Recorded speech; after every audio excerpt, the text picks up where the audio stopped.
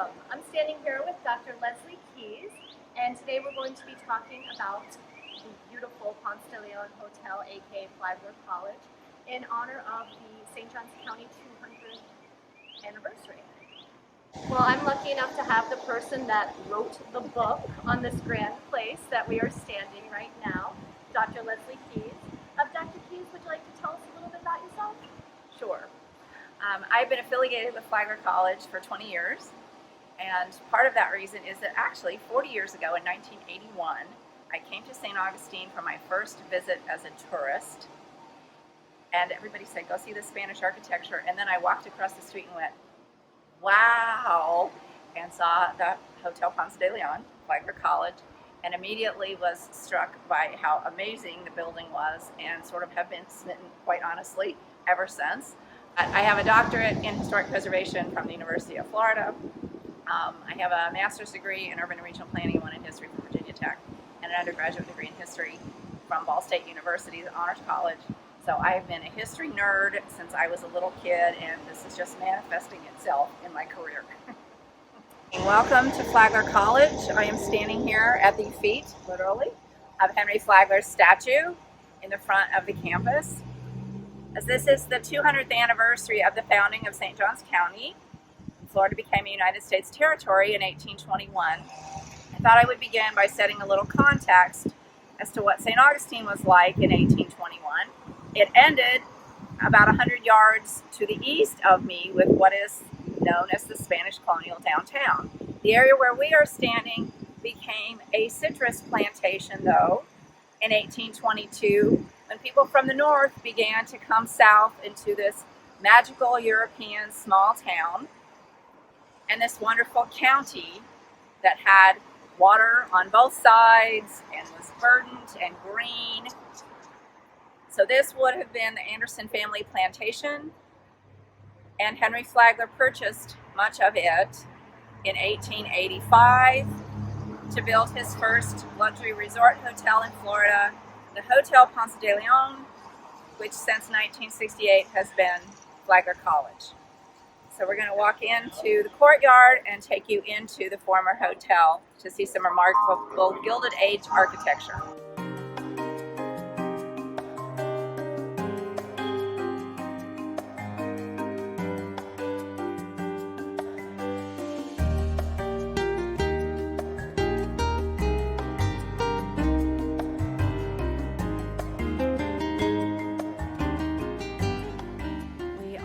Standing in the lobby or rotunda of the Hotel Ponce de Leon. A remarkable space in and of itself. We have our Greek goddesses, our caryatids, that are encasing the steel that holds the dome for this entire building that goes up 4 stories. Our Greek goddesses are here. Over our heads are 2 series of murals. What looks like gold is either 18 or 23 karat gold.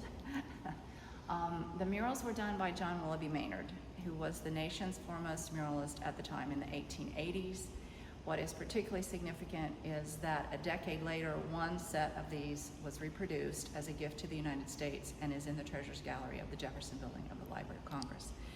But so rarely do we have the Library of Congress have reproductions, but we have the originals here, which they're well aware of. Anyway, our seated ladies are what's called the Exploration Series. Our standing ladies are the elements, so we have their wind and fire for that. Of those seated ladies, I'll just point out one, the last one, since we're doing this with the library system, is a book, and that represents civilization. So after we've gone through conquest and discovery and adventure, then we become symbolized.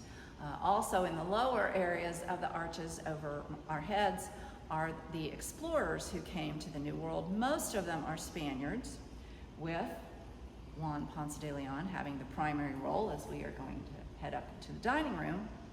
But also behind me is a Frenchman, Jean Ribaud, and he came here representing the French government to what is Fort Caroline in Jacksonville, and actually predates the Spaniards. War between royal families in Europe is not new. How's that for a summary on that one? Also over our heads, we have a series of cherubs. We'll find that this is a Victorian era building. The groundbreaking started December 1st of 1885. It was finished in 18 months. Substantial construction was concluded on May 1st of 1887. So in 18 months, the building was built with lots of little Victorian elements throughout it. Do we have an idea of how much it costs? At the time, Henry Flagler paid $2.5 million, which the last time I was checked with our math department on currency converter, and it was $62.5 million. But yet you could not remotely reproduce this for that amount of money. I will also tell you, as we came in, it is a poured concrete structure. This has a basement, which makes no sense for most of us in Florida, but our architects, John Mervyn Carrera and Thomas Hastings, who are 26 and 25 years old, and this was their first major commission out of college, had no idea you didn't put a basement in a building in Florida. So we have a basement, which frequently is a wet basement during hurricane season. The walls down there are 4.5 feet thick, and they narrow as you go up to the top, to the solarium, to 18 inches thick. So the building sits on 7 acres of land. It is actually 5 separate buildings that are connected by a couple of breezeways. So we're in the first of those. This is the building that hosted the guests. Their hotel rooms became dorm rooms and still are. We've replaced a little bit of that, wallpaper and chintz and carpet, but honestly, they're very nice dorm rooms now, and they were very nice hotel rooms 150 years ago. We're going to head up the stairs, I think, and take you into the dining room first. This is Elizabeth I and her cousin, Mary, Queen of Scots, or as the current generation might know, Sacha Ronan and Margot Robbie. Okay. They were sculpted in France, so their names are actually the French versions of that.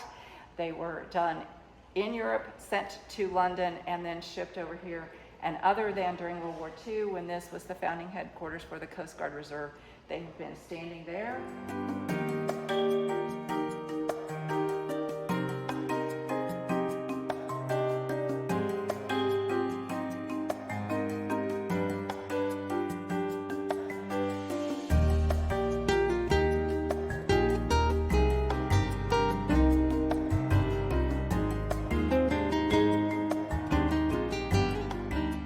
In the dining room of the hotel, or what is the dining hall at Flagler College, and behind me and around me are the majority of the 79 Tiffany stained glass windows.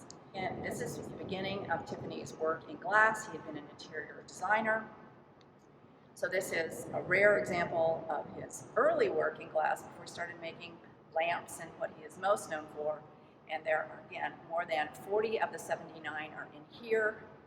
The clerestory, or the cauldron windows behind me and overheads that shine light down in, were also done with another stained glass artisan, Maitland Armstrong, who came to St. Johns County and lived out on the river near Switzerland, Florida, which is part of St. Johns County, after Reconstruction. And he executed the design on those. Tiffany designed the rest of them. This is the largest collection of Tiffany stained glass windows in the world, and I say that from having that been authenticated by the Morse Museum down in Winter Park. So I'm very comfortable that that's a true statement. We have a large span here in the dining room. This is kind of an engineering component in that steel that runs up through these columns, supports this entire area. You'll have to just imagine that the lion's head lights are on, but those are made out of paper mache with gold leaf on them. Counting these and the ones in the rotunda, there are 100 of them. Carrera and Hastings architecture at the time was very mathematical, very engineering oriented. So, for example, the courtyard is 150 feet. There are 100 steps from the basement to the solarium. So math was an important component of that. And then the rooms that are curved, that are on either side of this rectangle, where all of the stained glass is, are called the welcoming rooms or the bonito rooms. True story, but sounds like it might not be. is Henry Flagler used to sit in the West Veneto. And if he was thinking about doing a business deal with someone, he would have them sit in the East Veneto. Now what they didn't realize is that the acoustics carry, and he could hear the conversation on the west side. And I thought, yeah, sure. So I did that while the students were in here. There are things you just don't need to know, and but I can verify that the acoustics really did operate that. Balconies. We used to have minstrels galleries. As you were coming in from the rotunda and up the steps to come into the dining room, we would have musicians play for you there on either end and entertain you during your meals. In 2013, we had the 125th anniversary celebration for the Hotel Ponce de Leon. We recreated some of the dining room area, and we had musicians come back and play for that celebration.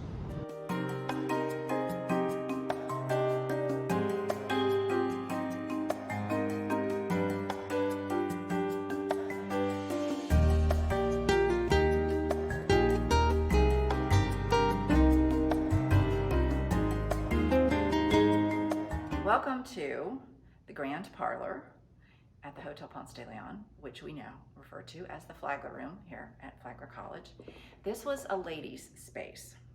And what I mean by that is that the hotel was built after the Civil War, which changed the relationship that men and women had socially and as far as women operating businesses. Guys went off to fight, women had to take non-traditional roles. After all that was over, we had leisure time. The economy's booming, all that industrial revolution, the last phase, and people started going on vacation. And women had their own spaces and men had theirs. The dark rotunda that you went through, even the dining room, looks much more masculine. This is very light and open and airy. So ladies would have actually come in the hotel from a different entrance. Their bags would have been put away and they would have come in here to chat and write, play instruments. We have a harp and a piano. So I'll take you through to see this. Again, Tiffany's design is reflected in this room, in that on the ceiling, in the entrance as we come in, and certainly on the ceiling here in the center, is his father's trademark Tiffany blue. That is paint that Charles Louis Tiffany trademarked in 1855. If you are familiar with the jewelry store these days, you will recognize that same blue in the Tiffany boxes. So this is a room that the college has used for events, ceremonies, has let the public use. Over time, a lot of the nonprofits in the community will have annual meetings here. So it's been used by many thousands of people over time. The other part to tell you in this room is the art collection. And Henry Flagler had almost 80 paintings selected to be exhibited in this hotel. The college inherited about 60 of them. Many of them are still in the same locations that they were in throughout time, which we can verify through Library of Congress photographs.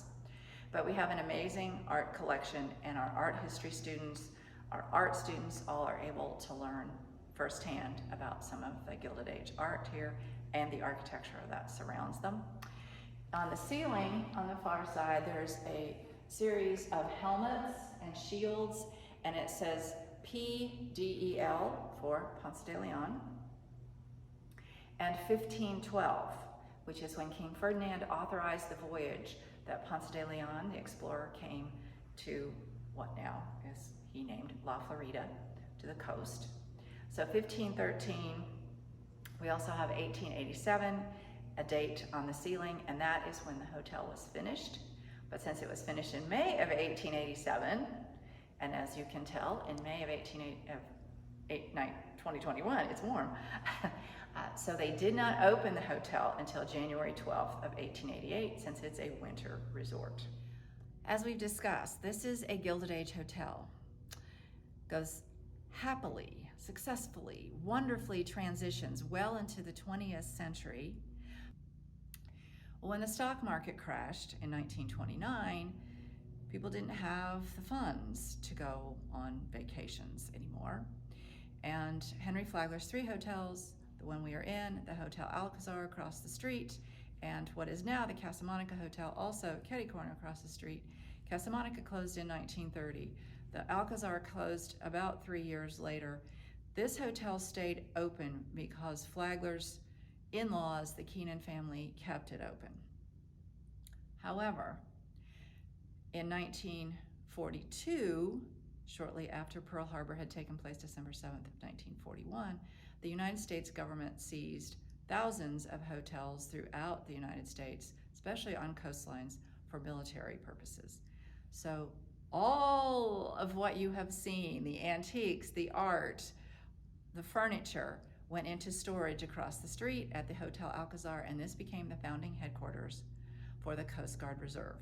They occupied the building for about 3 years. They marched in the plaza, down at the fort. They built a pretend ship to learn how to sail out on the west lawn.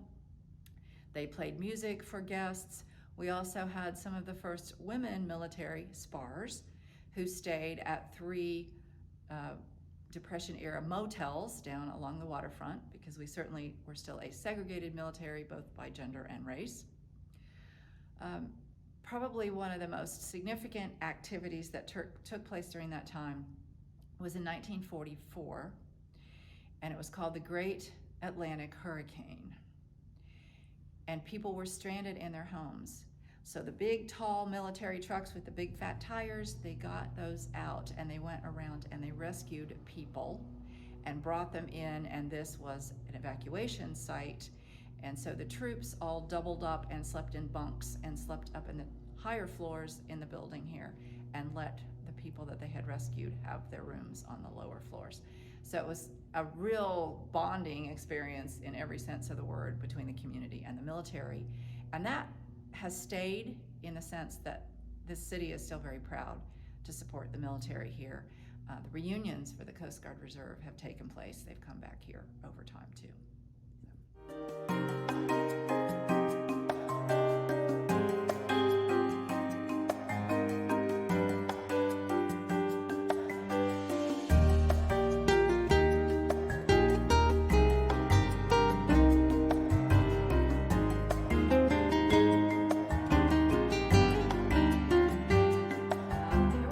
Top of the dome, top of the building, looking out over our little town of St. Augustine from the solarium. Open, sunny space, very different than anywhere else in the building. Very simple, no gold up here, just to let you appreciate the outdoors and bringing the outdoors into the room. We do have this amazing sliding glass wall here that can slide all the way back to give you a very panoramic view of downtown. I think one of the most important stories is the restoration of this building. This part of the building had been mothballed for a long time because there was no purpose for it. All the functions of the college were really downstairs. So from the time in 1971 when the fire code changed and life safety and getting people out of a building, that was all modified nationally. This room went into storage for old furniture, used bicycles, etc. And it stayed that way until 2008. And by that time, the historic preservation field had evolved. We knew how to do secondary egress. We learned a lot about alternatives and options. And we got permission to apply for a state grant to put this back together, because the state of Florida had announced that there was going to be a Viva Florida 500 focus, ceremonies, events, etc., to celebrate Ponce de Leon in 2013. So we had 5 years, and they wanted the Hotel Ponce de Leon, Flagler College, to be a major participant. So we fast forward, we raised $2 million to restore this room during a global recession, had it put back together, did have those ceremonies here in 2013. We also had the 50th anniversary of the signing of the Civil Rights Act.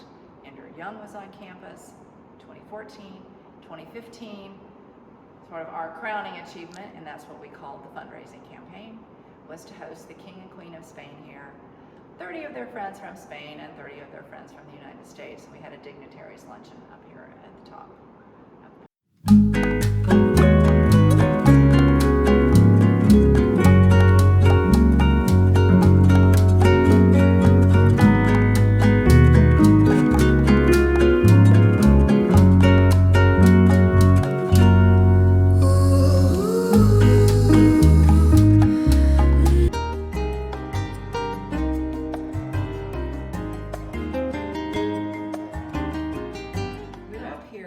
On the side of the solarium, on the top fourth floor of the building, and what's significant here are that we have reproductions of some of the blueprints for the building.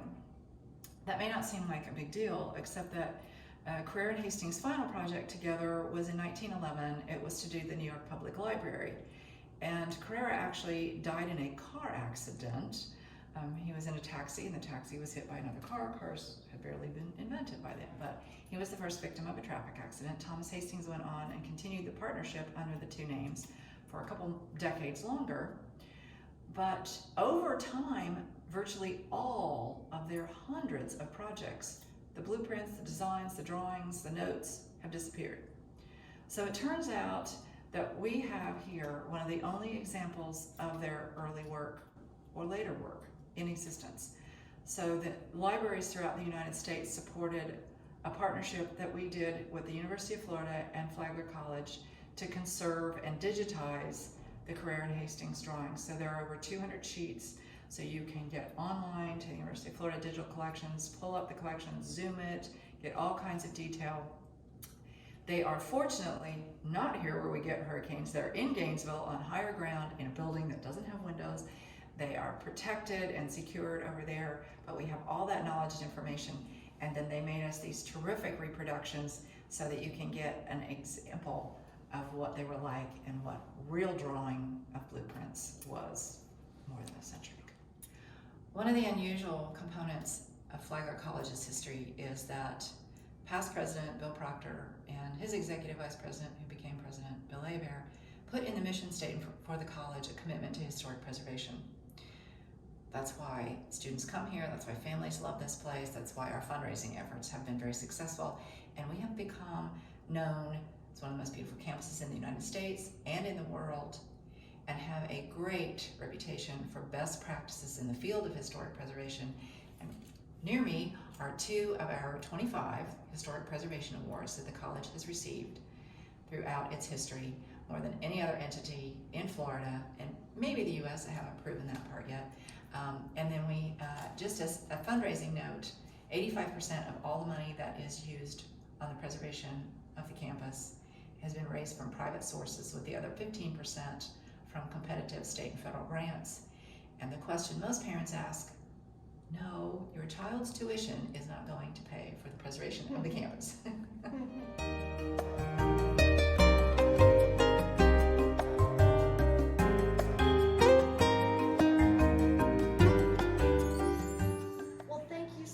Dr. Keys. That was a really fascinating look at the college and its history and the contributions and continuing contributions. So I really appreciate your time, and thanks for letting us come here and check it out. You're very welcome. I'm so glad to share this with the community. That was excellent.